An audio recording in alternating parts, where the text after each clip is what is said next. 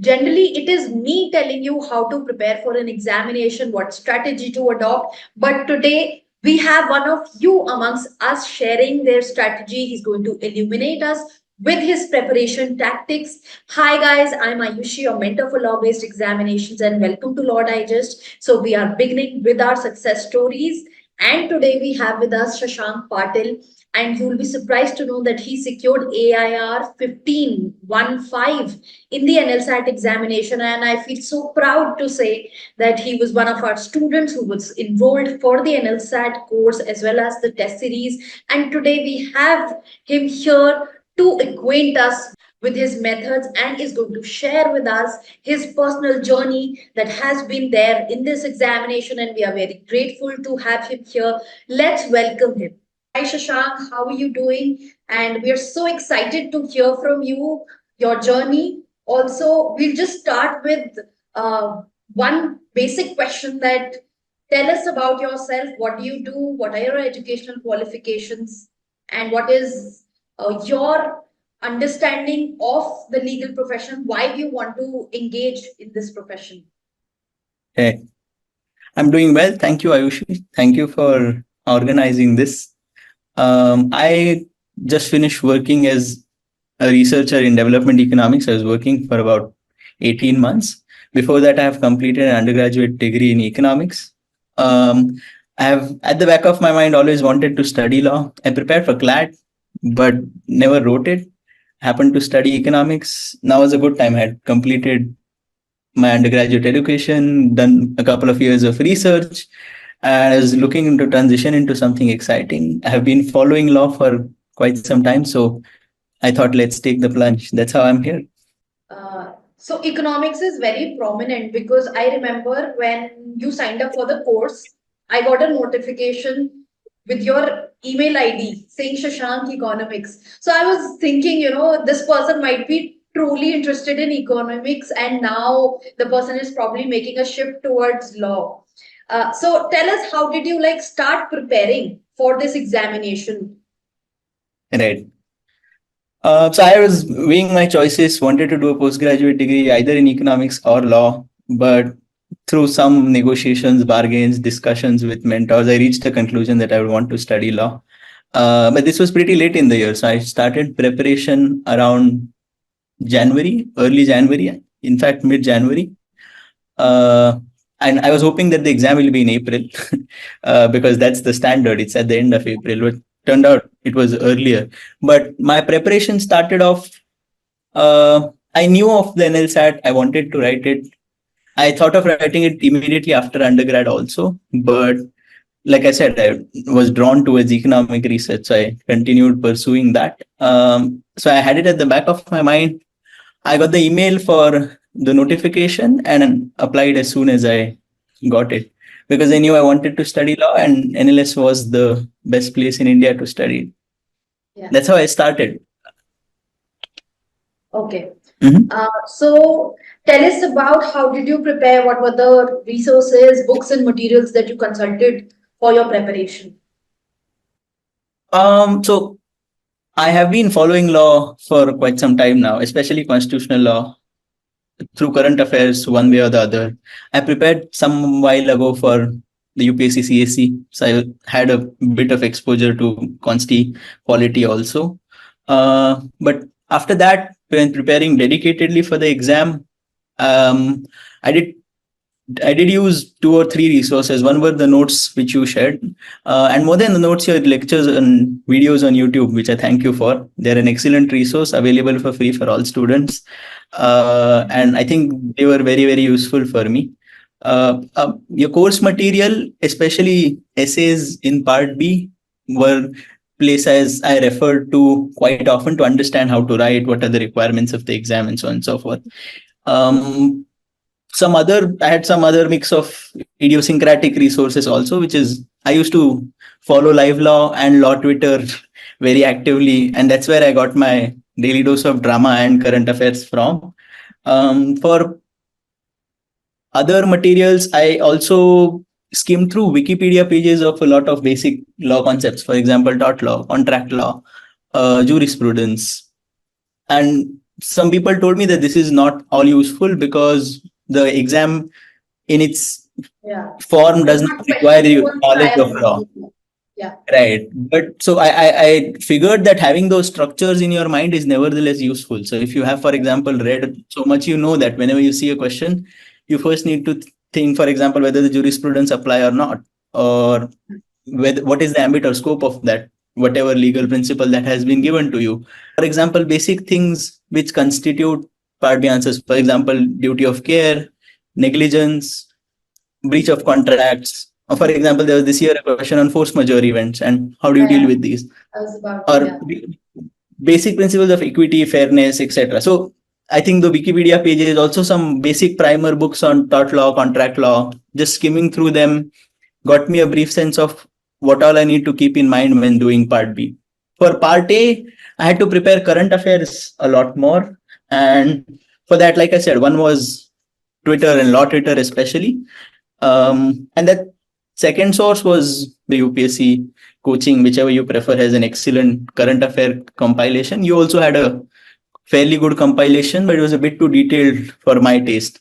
So there were, for example, facts which I just couldn't remember for the love of God. Yeah, yeah. Uh, but these were broadly the resources I used to start off my preparation, and then calibrated and picked from these as I wrote mocks, figured out what I needed more of and less of. All right. I guess whatever you studied for legal aptitude, uh, that might have helped in reading the Part B questions, because this time the Part B questions, I felt they were a little complicated for a person from non-legal background to understand. So that's Correct. good that you read those. Probably that helped you in reading the questions well. For Apart sure. from that, any difficulties that you encountered during your preparation, and how did you try to solve that out? So primarily, I encountered two difficulties. One is that of time, and that's a static thing across participants. It's constant that there's a difficulty with catching up with time, but also that I had not been in writing practice of writing for 2 years. I I've believe. been completely I had not held the pen for a long time. I was used to typing. Yeah. And the exam is demanding in that sense. So if you see time, you have at least 8 passages, each about 30 lines, at least 10 words per line. So that Hmm. itself will come to about 2,500 to 3,000 words. Then you have to read 75 questions and 4 options each. That's 1,000 words. Hmm. And you have Part B passages. All put together, you have to read about 4,000 to 4,500 words. Hmm. And you have to write for the 6 questions. If you take 200 to 50 words each, 1,500 words, and the 500 at the end. So you have to read 4,000 to 4,500 words and write 2,000 words. That itself, without application of any mind whatsoever, will take at least an hour and a half. Hmm. Then you need 10 minutes to fill your OMRs, do signatures, and so on and so forth. Or you take a break while writing, whatever it is. So you're left with very little time to do thinking. And of course, when you do it, it's actually all integrated. So you don't realize that.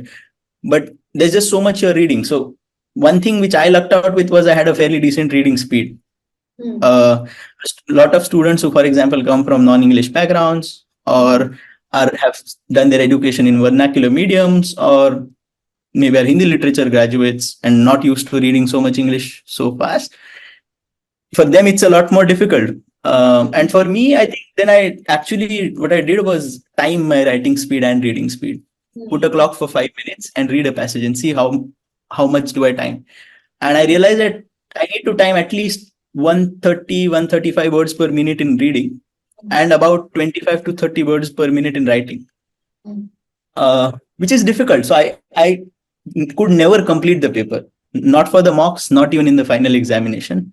I just couldn't because, and that's one thing I struggled with. But in terms of tips, I think just time yourself and identify how many words per minute can you read, how many words per minute can you write, and try to improve on that as a baseline before you try to do the exams even.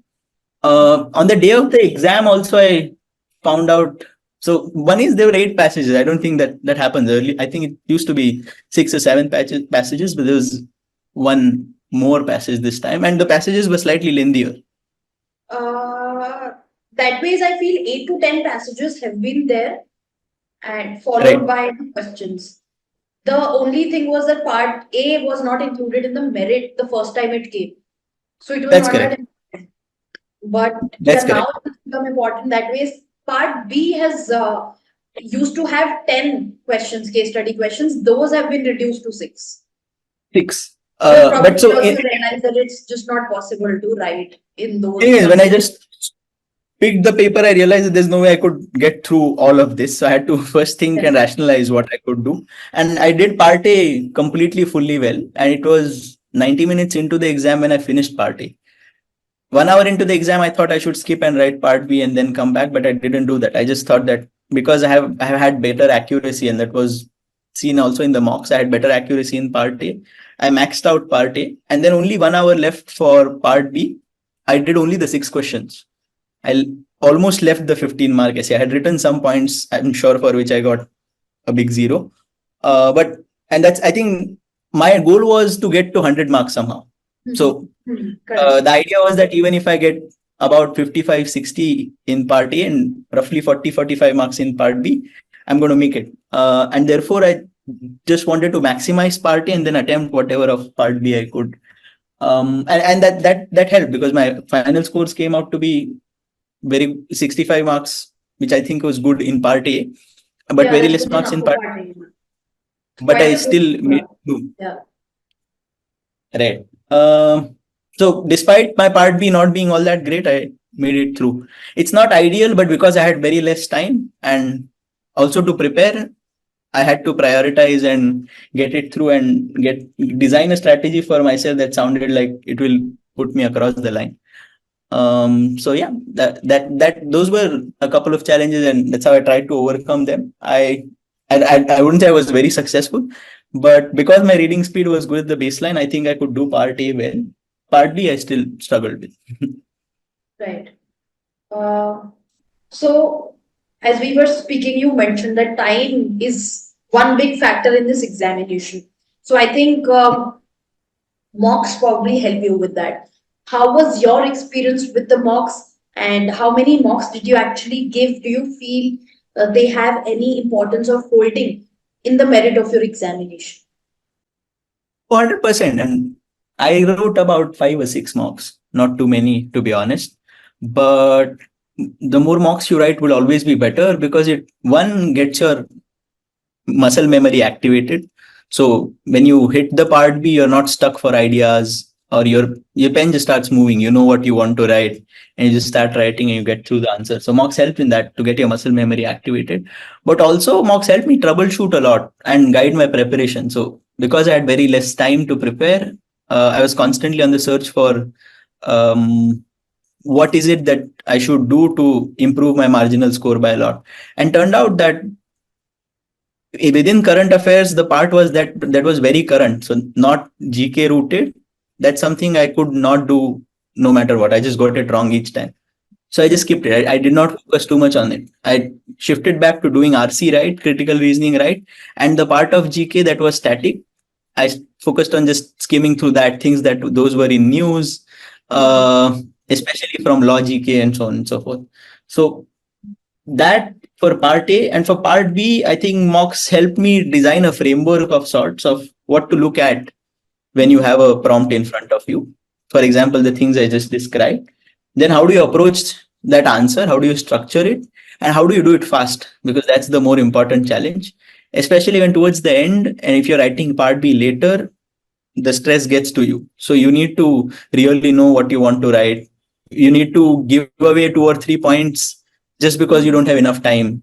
Then you need to know which ones to write and which ones to skip and so on and so forth. So to that extent, I think mocks helped a lot. I should have written a lot more, but because I was doing a full-time job, I did not have a lot of time at hand. So I had to optimize. But I think doing many mocks, as many as possible, especially for part B, but also for reading comprehension, is useful.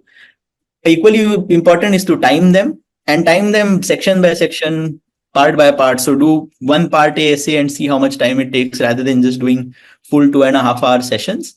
Because in my opinion, if someone has not been in practice for a long time or has not prepared one full year for the exam, it's likely that during the time of the examination, you have to choose one thing and let other go. And to have identify your strengths within the paper is important. So also timing it section by section, passage by passage, answer by answer. That kind of timing will also help you know your strengths better and then play your strengths on the day of the exam. One interesting thing that I noted from your enrollment was that you enrolled for the module on January 10th and then you began with the Right. mocks on February 2. I think that's the date probably when you enrolled for the mocks. So, Right. did you feel like in that time span you were able to, were you in the stage that you would feel comfortable in giving mocks in that probably 1 month span So of time? right now, I think I realized that you have to invert the process. So it would not suffice for you to prepare first and then write the mocks. You have to write the mock first to know what you know and what you don't. So one Hmm. mock I just used to figure out what was my What was strength, that? where was Yeah, my yeah. timing more or Correct. less. And so that time was clearly not useful. But and if you see the after the first mock, I took 3 weeks to prepare again and then wrote the second mock. But I took the mock test to just diagnose as to where I was going wrong. So and that's a good advice for anyone starting preparation is start with a mock test. Just Correct. know where you are and you'll be able to scale it better, of course. Yeah. So that's what like I've been advising people that when you're done with probably with 50% of the syllabus, you begin with mocks. That is for the general exams. Right. However, for NLSAT, I also feel that this is one examination wherein it's all about practice and answering the questions because eventually how much you study, however you study, the same RCs are not going to hit up in the examination. So it's No. not anything to do with learning or prior knowledge. Right. So the more you practice, the more you write, I think it gets better with that. True. In that sense, NLSAT is testing very core skills. How fast can you read? Can you Correct. quickly, coherently read the case? Basic polity, constitutional law, very basic facts, things like those. So they're very core skills, which I think you can either build over time. You cannot sprint your way through the exam. It's just hard to sprint your way through the exam. Yeah. So, were you, when you were attempting the questions from the module, now apart from the mocks, Right. when we had those part B practice questions, were you timing yourself or how were you going about those? Were you writing separately or you were just reading and thinking of, points that you can write in the favor of the party or against the party and you were just, skimming it through? Did you actually get the time to write down those? Right. So I did try two or three things. First thing, of course, timing and writing one prompt at a time. But I realized that that was only like useful in a limited sense because on the exam day you're going to have a very different time space constraint. You're going to be operating under very different pressures. So my goal was to, as far as possible, see what kinds of questions there are or what different types of questions can I make out from there and then build some frameworks for me to think about when I get that question in the exam. So for example, I would identify 10-12 questions of similar type. Like for example, if you see the part B prompts the way they were in the course, there were some from consti, some specifically from contract, some specifically from torts. And just try to identify if there is a connecting theme that you can see across these prompts, which can which you can use then to build on in the exam when the question appears in front of you. So a lot of my effort was around trying to make notes of the prompts, answers, and try to make them in 5 pointers and so on and so forth. Uh, in terms of writing practice, I think I did that only in mocks because there are two things. One is if I practice part B questions separately, I do not account for the fatigue that I will have from having completed a part A sequence. So I can tend to overestimate my abilities to do part B questions if I'm doing them standalone. So also, and on the other hand, is if you have done part A, you have a momentum which you then carry into part B, which also I think is useful. Some people do part B first and then do part A. I also tried that to just write the part B first and then do part A, but that didn't work for me because I used to get a block because I've not written for 2 years. I would get stuck. So I had to creatively use all the materials you gave. One thing I did was even if I did not finish in time, I would sit and do the paper. So the first mock I took 3 hours. instead of 2.5. The second I took 10 minutes less, the third one less, and so on and so forth. Progressively, I could never complete the paper, but I got just enough marks to get into the institute. Right. Quite interesting. Shashank, although you've given out some really good pointers for the aspirants to uh, use them for their preparation ahead, what is that one advice that you would want to give to them finally, which they should keep in mind while attempting the paper or while doing their preparation? It's core skills and time. So you have to build. You have to hit the gym every day for a long time. There's no way to crack through this exam. You really have to prepare yourself, and it's in a sense, if you're preparing for a longer duration, for an year, prepare to be a good lawyer. That's what this exam asks of you. Yeah, yeah. Long sitting hours. Yeah, long sitting hours, lot of reading, fast reading, being able to briefly, concisely summarize a matter, present it quickly, not waste Hmm. words, Hmm. and so on and so on. So all useful skills. Great. One thing I would also say from my end is that I noticed that you were, I think, one of those students who was also monitoring their own performance in the manner that I remember you writing emails persistently while doing your mocks that is this right or is this strategy right? What should I do Right. about this and that? And I think that also really helps that you keep evaluating yourself apart from the general marks that you're getting in the mocks. That assessment is also important to see where do you For sure. stand, and you were quite a bit active in that and writing the emails.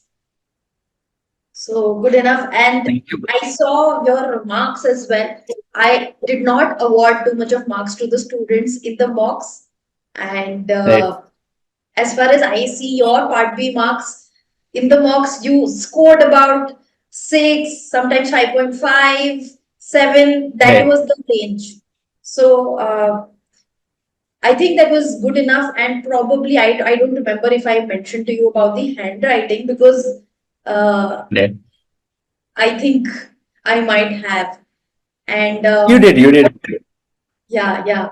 But as we see here that, even though you were not able to complete the essay and you just mentioned the pointers, and we see from your marks, so 5 though you've got in all your answers. So I think the marking is strict there as well because I remember your Agree. answers were quite detailed and they were not, something like just mentioning things, the key points in bullets and just getting away with it.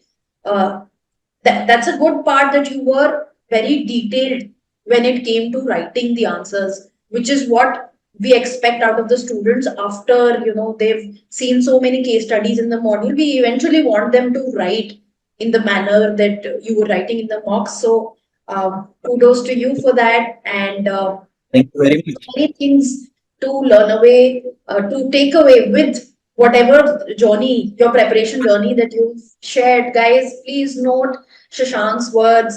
Reading speed is important. Mocks may, there is, apart from the timing, I think he figured it out for himself that he wants to do part A first because that sort of warms him up for part B because part B requires a lot of writing, as you said. And Right. the very fact that you try to focus on your marks in part A by maximizing the marks there, that is also one great strategy because part A, part B, both the marks of both these things are counted in the examination. Sometimes students, they do not focus on part A, but Right. one thing that first it gets you ahead to part B because if you don't perform well in part A, your part B does not get checked.